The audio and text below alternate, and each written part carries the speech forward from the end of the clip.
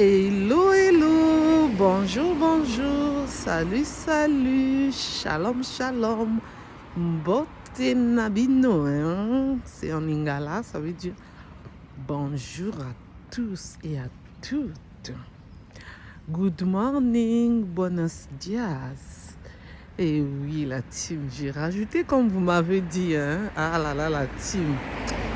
Bino Bongolanga, ça veut dire vous là avec moi, c'est ça, hein, avec moi. C'est en lingala aussi, ma langue nationale de Brazzaville. Donc, c'est en lingala. Et vous m'avez dit de rajouter aussi bonsoir. Bonsoir pour ceux qui allaient. Pour ceux, excusez-moi, qui allons me suivre le soir. Bienvenue sur votre chaîne. Bienvenue sur ma chaîne. Coach Firmin News. Ainsi que mes deux autres chaînes. Team Firmin Love TV et Firmin raconte les histoires du monde news. Abonnez-vous s'il vous plaît. Abonnez-vous massivement s'il vous plaît. Je compte sur vous. Likez massivement. Partagez, commentez s'il vous plaît. Je compte sur vous. N'oubliez pas aussi d'appuyer sur la cloche de notification pour recevoir les vidéos que je mettrai en ligne s'il vous plaît. Merci. Pour ceux qui ne me connaissent pas, je suis la coach Firmin. Pour ceux qui ne se sont pas encore abonnés, je vous invite de vous abonner, s'il vous plaît. Merci pour les nouveaux abonnés. Bienvenue sur notre chaîne. Bienvenue à vous, les nouveaux abonnés. Bienvenue de venir nous rejoindre dans la team. Et oui, la team Firmin. Merci. Aujourd'hui, je vais vous relater cette histoire. Une histoire qui est un peu triste. Donc, dans une famille où la famille n'arrivait plus à s'en sortir. C'est-à-dire, je m'explique. La famille, excusez-moi, avait des dettes. Les parents étaient obligés de donner leur fille en mariage à un homme qu'elle ne connaissait pas du tout. Et leur fille ne voulait pas, mais elle n'avait pas de choix parce que le fameux futur mari milliardaire allait payer tous les crédits de ses parents. Son père tenait un business et après les affaires ne marchaient plus comme d'habitude. Je vais tout vous expliquer en détail, comme d'habitude. En espérant que vous vous portez bien. Moi, de mon côté, ça va. Dieu fait grâce. Amen. Et oui, Dieu fait grâce. Il nous a réveillés depuis ce matin jusqu'à maintenant. Nous ne pouvons que dire merci Seigneur. Merci Seigneur pour nous qui croyons en Dieu. Merci de nous avoir réveillés. Merci pour le souffle de vie que tu nous as renouvelé. Nous te disons encore merci pour tout ce que tu as déjà fait pour nous, pour tout ce que tu feras encore. Donne-nous la force de toujours te louer, te glorifier, t'adorer. Amen, amen. Pardonne-nous de tous nos péchés. Alléluia, alléluia. Amen. Désolé pour le bruit, mais comme vous le savez bien, j'aime bien visiter en même moment que vous, dès que j'ai le temps, dès que j'ai l'occasion. Et c'est pour cela que j'ai voulu réaliser, excusez-moi, cette vidéo. Alors, cette histoire, ça se passe au Kenya. Donc ça se passe là-bas, dans une famille où les parents, monsieur et madame, faisaient leurs affaires, ils faisaient leur business, ils avaient de l'argent, tout se passait bien. Mais comme nous les êtres humains, on aime trop l'argent, et oui, l'être humain aime trop l'argent, peut-être qu'il y a d'autres qui n'aiment pas, mais là je parle de ceux qui aiment beaucoup d'argent. Ils ont voulu encore avoir beaucoup d'argent, ont voulu encore gagner plus. Ils ont investi là où il ne fallait pas investir. Ça les a rapporté que de l'échec sur échec, malheur sur malheur. Ils se sont retrouvés avec plein de dettes. Et c'est ainsi, ils n'arrivaient plus à finir la fin du mois. Ils étaient obligés de fermer d'autres boutiques, magasins, d'autres affaires, des entreprises, etc., etc. Et après, la solution, c'était seulement de vouloir chercher un mari à tout prix pour leur fille, pour que le mari en question puisse payer leurs dettes. Et c'est ainsi qu'ils ont proposé à leur fille qui avait l'âge de 22 ans. Leur fille a dit, mais non, je ne peux pas, je suis encore étudiante. Ses parents ont dit, on comprend, mais on a besoin que tu puisses te marier pour que nous puissions avoir de l'argent pour payer nos dettes et nous en sortir. Elle pleurait, mais elle savait qu'un jour ça allait arriver. Et c'est ainsi que son père et sa mère étaient à la recherche d'un homme riche pour leur fille. Après 2 mois, il y a un monsieur milliardaire qui cherchait aussi à se marier.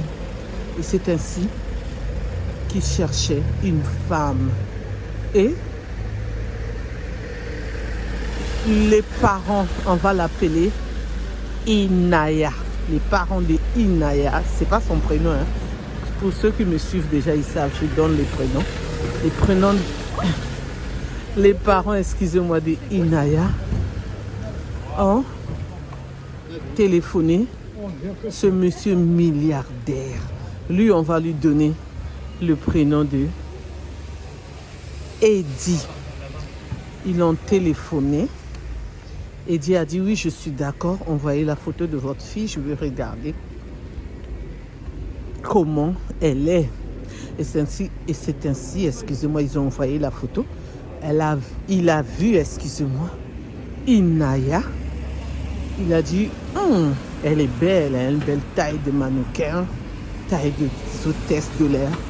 Donc, il a accepté tellement que Inaya est belle.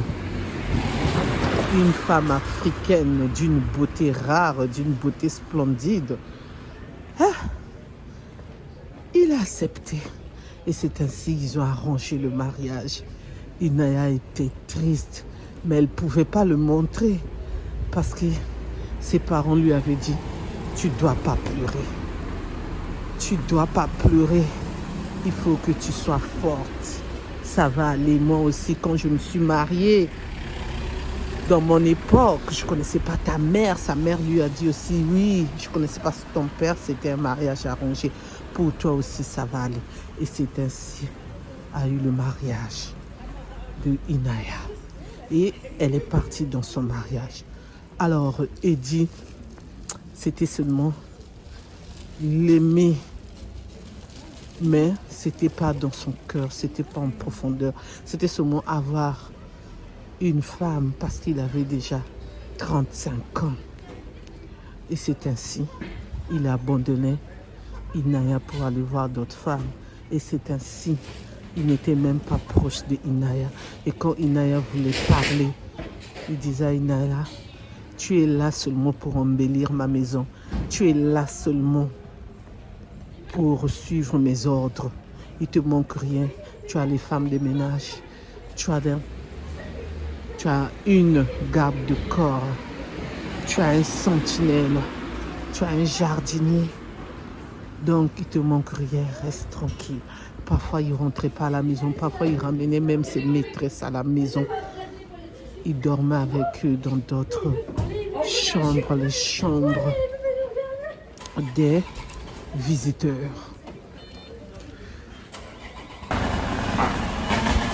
Alors, il pleut. Donc, j'ai pris mon parapluie pour ne pas me mouiller. Et oui. Donc, Inaya avait voulu réussir son mariage. Elle avait voulu réparer son mariage, mais elle n'arrivait pas parce que son mari, et oui, le fameux mari qu'on lui avait obligé par ses parents, ne l'aimait pas du tout. Donc ce monsieur, lui, c'était seulement avoir une femme dans la maison pour qu'il soit respecté, puisque être célibataire, c'est pas bien considéré. Mais sinon, lui, son plaisir, c'était de sortir, d'avoir des copines, des maîtresses comme il voulait. Et il voulait toujours continuer cette vie-là. C'est ça qui était triste et malheureux. Une fois, Inaya a dit à son mari, mon amour, mon chéri, mon époux, monsieur mon mari, j'aimerais qu'on puisse discuter. Eddie lui a répondu, on va discuter de quoi? Elle a dit de notre couple. J'aimerais bien que ça puisse fonctionner parce que nous sommes maintenant mariés.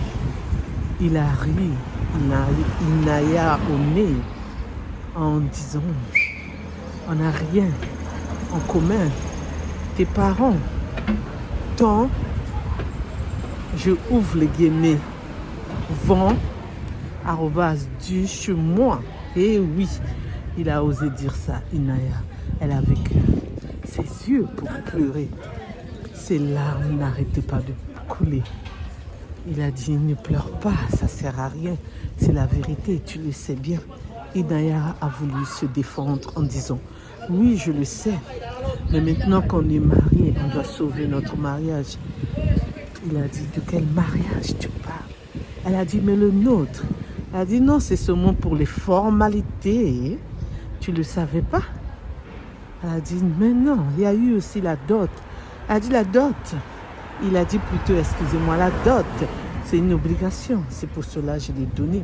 Et comme tes parents, ils avaient besoin d'argent, ça les a arrangés. Voilà. Elle avait que ses yeux pour pleurer. Elle voyait, c'est comme si le ciel tombait sur elle. Elle s'est levée, elle est partie dans la chambre. Et Eddie continuait toujours à ramener les femmes, c'est-à-dire ses maîtresses, dans la maison, dans leur château, parce qu'ils habitaient dans le château d'Eddie. Et parfois, il partait à l'hôtel avec eux pendant plusieurs jours. Et quand Inaya voulait aller rendre visite à ses parents, Eddie lui interdisait en lui disant, comme ça tu vas aller te relater, tu ne sors pas de la maison. Inaya ne sortait pas de la maison. Inaya ne faisait rien du tout que d'obéir à son mari.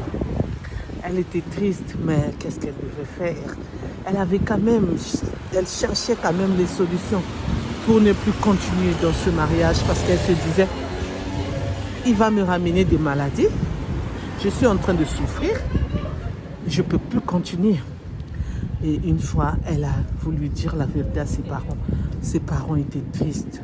Son père a pleuré au téléphone en disant, c'est pourquoi on ne te voit pas? Et son père a dit, tu dois revenir à la maison. Sa mère a dit, mais oui, tu dois revenir à la maison. Et elle a répondu, et l'argent qu'il vous a donné, comment vous allez faire pour rembourser? Son père a dit, je veux lui rembourser jusqu'à la dernière centime. Inaya a dit, mais comment tu n'as pas l'argent, père? Son père a dit, j'aurai l'argent un jour. Inaya a dit, mais tu parles du futur, mais là on parle du présent. Et oui. Et c'est ainsi, son père a dit, je ne sais pas comment je vais faire. Pourquoi j'ai fait ça? Pourquoi l'idée-là était venue en moi avec ta mère? Inaya a dit, ça va aller. Pour l'instant, je supporte. Après quelques mois, Inaya était enceinte. Elle ne savait même pas qu'elle était enceinte. C'est quand elle ne se sentait pas bien qu'elle est partie à l'hôpital. On lui a dit qu'elle était enceinte de 2 mois. Elle était contente, mais elle ne savait pas comment protéger son enfant puisque son mari passait son temps à la ta@p. Dès qu'elle disait un mot qui allait de travers, c'était la J@fleur qui partait avec ses paroles. Donc elle se disait l'enfant n'était pas la bienvenue. Mais elle n'avait pas le choix. Et c'est ainsi, en rentrant à la maison, son mari est arrivé avant elle. Elle a demandé au domestique, sa dame de compagnie, sa garde de corps, où est ma femme? Ils ont dit, on ne sait pas parce qu'elle ne nous a rien dit. Elle était sortie. Elle nous avait dit qu'elle ne se sentait pas bien. À l'instant qu'il posait la question, à l'instant, Inaya arrivait et il a dit, tu étais où, femme? Inaya a dit, j'étais à l'hôpital. Pourquoi tu es partie à l'hôpital? Inaya a dit, je ne me sentais pas bien. Mais il fallait que tu sois accompagnée. Inaya a dit, j'avais pas besoin parce que c'est seulement à l'hôpital. Il a dit, partout où tu iras, tu dois être accompagné. Inaya a dit, ok, d'accord, monsieur mon mari. Est-ce que je peux te parler cela seul dans la chambre? Son mari a dit, d'accord. C'est en allant dans la chambre qu'il lui dit, je suis enceinte. Son mari a dit, félicitations femme, c'est ce que j'attendais de toi. Je veux avoir beaucoup d'enfants. Et c'est ainsi. Il a pris Inaya dans ses bras. Il lui a embrassé. Inaya était contente, mais elle savait que ça n'allait pas durer. Elle savait que son mari allait encore se comporter comme avant. Mais ce soir-là, c'était bien. Ils ont passé la nuit ensemble. Et c'était bien. Inaya était contente. Le lendemain matin, quand elle se réveille, elle était toute seule dans le lit. Son mari n'était pas là. Et c'est ainsi qu'elle a passé sa journée. Le soir, son mari est rentré. Il avait maintenant l'habitude de rentrer à la maison. Mais dès que se querellait, là, il n'arrêtait pas de là-bas, arrobastre. Vous savez pourquoi je mets les arrobas? Je mets les arrobas, excusez-moi, parce que YouTube et TikTok n'aiment pas ces mots. Et parce que aussi, vous, ma team qui me suivez depuis des années, vous le savez. Et vous qui venez, qui avez commencé à me suivre, je m'excuse, mais je mets les arrobas parce que YouTube n'aime pas ces mots. Mais comme je dois les employer, c'est pourquoi je mets arrobas. Merci de votre compréhension. Et c'est ainsi que Inaya protégeait toujours son bébé dans le ventre, sa grossesse, au moment où son mari voulait passer à l'acte pour la ta@p. Elle expliquait tout à son mari et elle expliquait tout à sa mère, son père, mais il ne pouvait rien faire. Il voulait vraiment qu'elle rentre à la maison, mais son mari ne voulait pas. Ils n'arrêtaient pas d'appeler leur gendre, mais le gendre disait non. Elle est, excusez-moi, à moi, elle reste à moi. C'était triste, mais ça c'était la réalité de Inaya. Et elle était maintenant enceinte de 6 mois et demi. Une fois, le petit frère de son mari appelle son mari en disant « Je viendrai passer quelques jours chez vous ». Son frère était content. Arrivé là-bas, Eddie n'avait pas changé. Il passait tout le temps son temps à blâmer, à se discuter, à se quereller avec Inaya. Quand l'occasion se présentait, quand Inaya disait « Non, mon mari, on ne doit pas faire ça, on doit faire ça », le non ne devait pas exister dans la bouche de Inaya. C'était seulement le oui qui devait être oui exécuté. Et c'est ainsi son beau-père, son beau-frère, excusez-moi, a dit à son frère aîné « Pourquoi tu la traites ainsi ?» Il a dit « Je vais la traiter ainsi. Je veux la traiter comme je veux parce que elle m'appartient. » Il a dit, mais non, c'est ta femme. Un peu de respect. Pourquoi tu fais ça? Heureusement que son petit frère était là. Inaya était protégée. Elle se sentait, elle se sentait protégée comme le petit frère était là. Le beau frère de Inaya. Après quelques mois, ses propres parents sont venus passer un week-end chez eux. Tout se passait bien aussi. Là, il s'est vraiment comporté en gentleman. Donc c'était bien. C'était bien. C'était vraiment le prince qui était là. La joie était au rendez-vous. Mais dès qu'ils sont partis et qu'il est resté avec Inaya et son petit frère, là, il ne voulait pas se comporter comme un homme. Il voulait continuer à montrer à Inaya que c'est lui qui dominait et que c'est lui qui avait l'argent et que c'est lui qui avait le dernier mot. Jusqu'à Fra@P Inaya devant son beau-frère, sans oublier qu'elle était encore enceinte. Son petit frère était content et mécontent. Son petit frère était en colère. Et il a dit à son frère, tu dois arrêter ça, sinon je vais dire ça aux parents. Et après quelques mois, Inaya était à terme. Ce jour-là, Eddie n'avait pas passé nuit à la maison. C'est son petit frère qui l'a ramené à l'hôpital. Arrivée à l'hôpital, elle a donné vie à une petite fille qui est décédée après quelques heures. Elle était triste, même son beau-frère était triste. Il a appelé.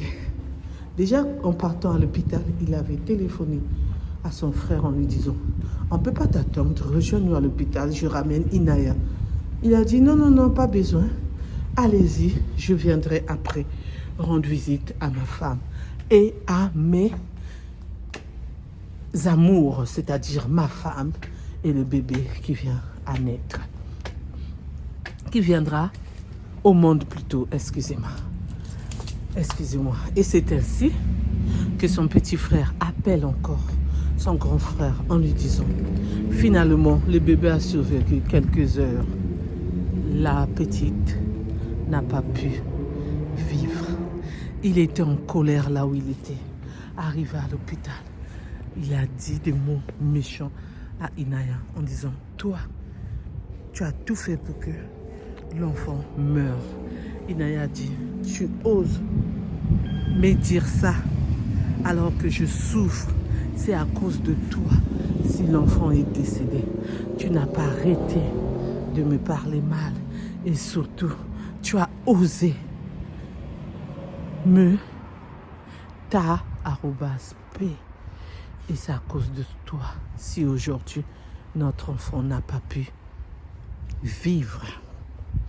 Eddie était maintenant triste quand Inaya a pris la parole, lui a dit tous ces mots, ainsi que son petit frère qui a rajouté une couche. Et c'est ainsi qu'il est reparti chez lui. Et c'est ainsi, Inaya est restée quelques jours à l'hôpital.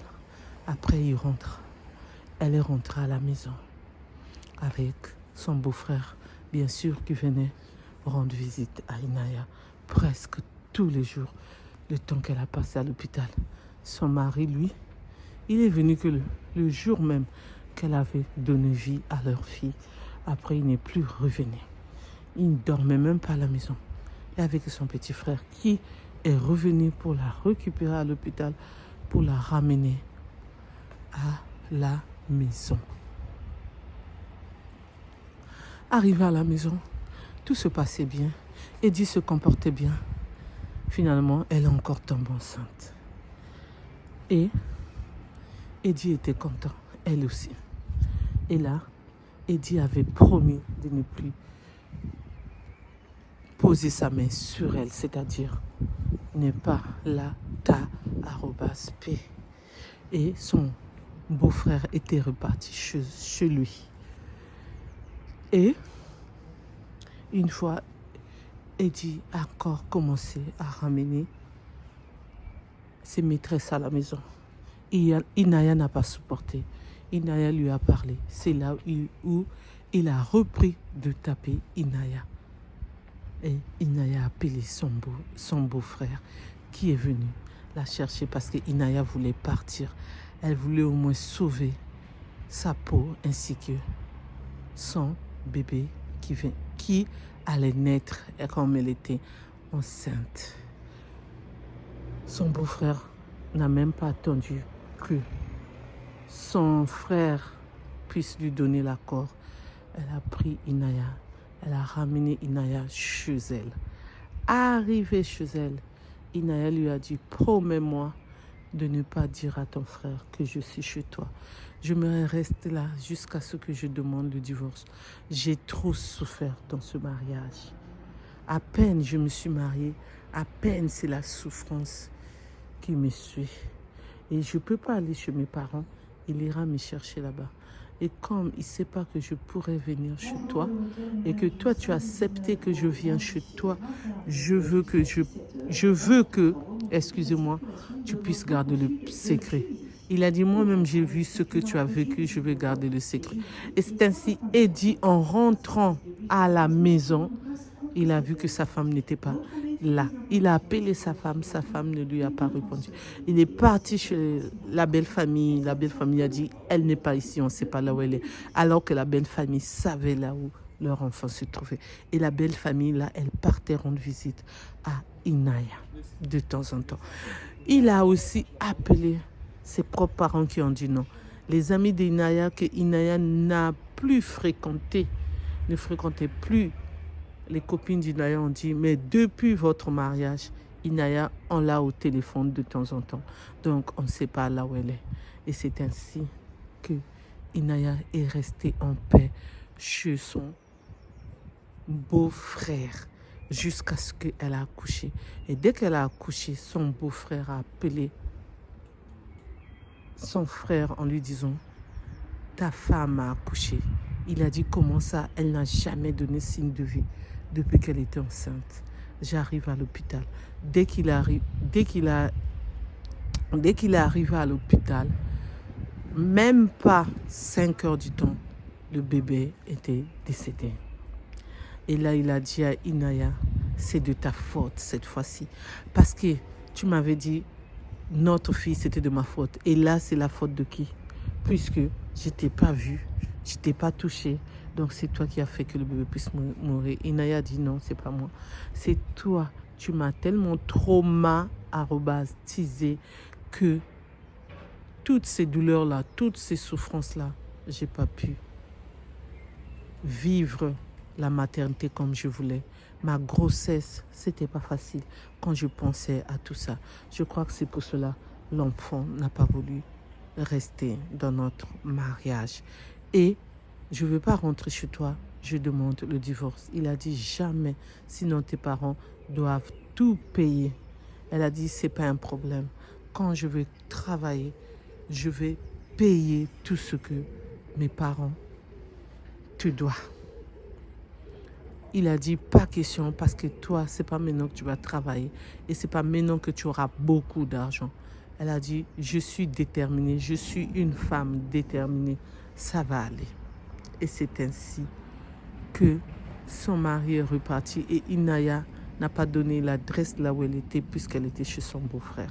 Elle est repartie chez son beau-frère et c'est ainsi son beau-frère plutôt a appelé ses parents. Inaya a parlé avec ses parents, ses beaux-parents. Sa belle-mère n'a pas pu retenir ses larmes. Elle a fait couler ses larmes, elle a pleuré. Elle a appelé son fils dans les médias. Son fils est arrivé. Son fils a dit, comment tu peux me faire ça, mon petit frère? Tu as gardé ma femme chez toi sans que je sois au courant. Son petit frère a dit, parce que tu t'es mal comporté vis-à-vis d'elle. C'est un être humain et c'est ma belle-sœur. Donc c'est pour cela, quand elle a voulu que je puisse la ramener dans un endroit où elle sera calme, c'est pourquoi je l'ai ramenée chez moi. Ses parents ont dit, assez, qu'est-ce que tu relates là? Qu'est-ce que tu veux qu'on puisse t'expliquer? C'est toi qui dois nous expliquer pourquoi tu as fait ça à cette jeune fille. Et aujourd'hui, je veux que cette jeune fille puisse me dire qu'est-ce qu'elle veut maintenant. Et ce qu'elle veut, c'est ce que moi je veux pour elle. Elle a dit, si je vous ai fait venir pour vous dire que Eddie et moi, c'est fini. Votre fils et moi, c'est fini. Je veux pour partir chez mes parents, voyager et un jour remettre son argent. Parce que c'est vrai, au commencement, le mariage là, c'est mes parents qui ont voulu. Moi, je ne voulais pas. Je voulais continuer mes études. Et maintenant, je me suis dit, bon, je le fais et peut-être que l'amour sera là. Mais après tout ce que j'ai su, @bi, j'ai trouvé qu'il n'y aurait pas de l'amour dans notre mariage. Donc aujourd'hui, je demande le divorce. Sans réfléchir, elle dit, aujourd'hui, je demande le divorce. Les parents de Eddie ont dit, on t'accorde le divorce. Eddie a dit, non, pas question, je veux mon argent. Ses parents ont dit, il n'y a pas d'argent. Tu es resté avec cette femme, ça suffit. Et tout ce que tu possèdes, c'est grâce à nous. Et ils ont félicité leur fils, le Benjamin. Ils ont dit bravo, félicitations à toi. Grâce à toi, Inaya est vivante. Si tu n'étais pas là, on ne sait pas ce qu'elle allait devenir. Ils ont dit à leur fils, ne sois pas comme ça dans la vie. L'argent, c'est bien, mais l'être humain est très important. C'était quand même ta femme. Elle était quand même là pour toi. Elle t'a donné l'amour. Regarde comment tu l'as traité. C'est pas normal. Et c'est ainsi que Eddie a commencé à pleurer. Il s'est agenouillé pour demander pardon à Inaya. Il s'est agenouillé pour demander pardon à ses parents ainsi qu'à son frère. Mais c'était trop tard. Inaya a dit, je veux vraiment le divorce parce que tu ne vas pas changer. Tu n'es pas prêt pour changer. Tu n'es pas prêt pour le mariage. Continue ta liberté avec toutes tes maîtresses. Merci de m'avoir écouté. Merci de m'avoir suivi.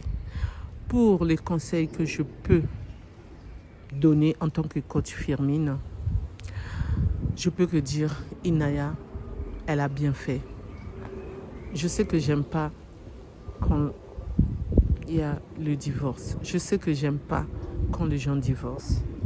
Mais quand tu peux sauver ta peau, sauve-le. Parce qu'on ne vit qu'une seule fois. Donc, on doit profiter de la vie. On n'est pas venu sur cette terre pour accompagner quelqu'un. On n'est pas venu sur cette terre pour quelqu'un. Ni pour nos enfants, ni pour nos maris, ni pour nos parents. Mais on est venu pour que nous tous, nous puissions profiter. Donc, les parents de Inaya, c'est eux qui avaient des crédits. C'est eux qui n'ont pas pu gérer. C'est eux qui ont voulu avoir beaucoup d'argent, comme d'autres personnes qui aiment avoir beaucoup d'argent. Au lieu de se contenter, excusez-moi, de ce qu'ils ont. Ils veulent avoir plus et parfois avoir plus. Vous allez vous retrouver à 0 centime. 0 franc CFA comme la monnaie de mon pays. Donc, c'est pour cela Inaya était obligée de se marier. Mais ce n'était pas l'homme de sa vie. Qu'est-ce qu'elle a fait? Elle a demandé le divorce. Et là, en ce moment-ci que je vous parle, Inaya, elle est en Angleterre. Elle a terminé ses études, elle travaille, elle a préféré s'éloigner même de ses propres parents parce qu'elle ne voulait plus que son ex-mari puisse venir réclamer l'argent même si ses parents avaient dit non. Lui faire du mal, on ne sait jamais parce que quand l'amour n'est plus là, c'est la haine qui domine, on ne sait pas. Donc c'est pour cela qu'elle a préféré partir aux États-Unis, faire sa vie. Et en Angleterre, excusez-moi, elle a maintenant 26 ans. Merci de m'avoir écouté, merci de m'avoir suivi. Pour ceux qui ne me connaissent pas, je suis la coach Firmin. Pour ceux qui ne se sont pas encore abonnés, je vous invite à vous abonner, à liker, à partager, à commenter s'il vous plaît. N'oubliez pas aussi d'appuyer sur la cloche de notification pour recevoir les vidéos que je mettrai en ligne s'il vous plaît. Merci. Pour ceux qui veulent partager leur histoire, pour ceux qui veulent partager les histoires qu'ils ont connues, que les autres ont connues, même sur les réseaux sociaux, les news, les gossips, les infos, l'actualité, les faits divers, vous pouvez me contacter sur mon numéro qui est le 06 21 12 63 93. Je répète, 06 21 12 63 93. Vous pouvez me laisser votre vocal sur WhatsApp. Vous pouvez m'écrire dans mon messagerie ou vous pouvez m'appeler, je vais vous répondre. Merci, je vous dis à bientôt pour une nouvelle vidéo. Bye bye, bye bye, au revoir, au revoir, au revoir.